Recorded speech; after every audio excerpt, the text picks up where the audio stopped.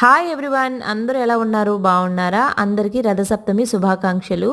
ఈరోజు నేను రథసప్తమికి పూజ ఏ రకంగా చేసుకున్నాను అనేది మీరు ఈ మినీ బ్లాగ్లో చూసేయచ్చు.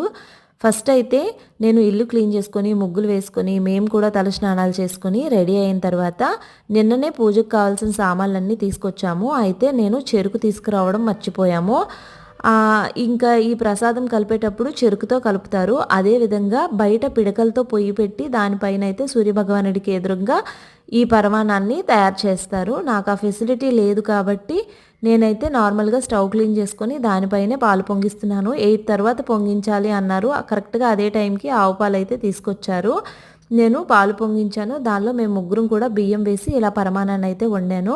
ముందుగానే దీపం వెలిగించుకొని తర్వాత ప్రసాదం చేసి ఈ ప్రసాదం భగవంతుడి దగ్గర పెట్టి నివేదనం ఇచ్చి దండం పెట్టుకున్నాను. ఇది నా రథసప్తమి పూజ. మీకు కనుక నచ్చితే ప్లీజ్ ఒక లైక్ చేయండి.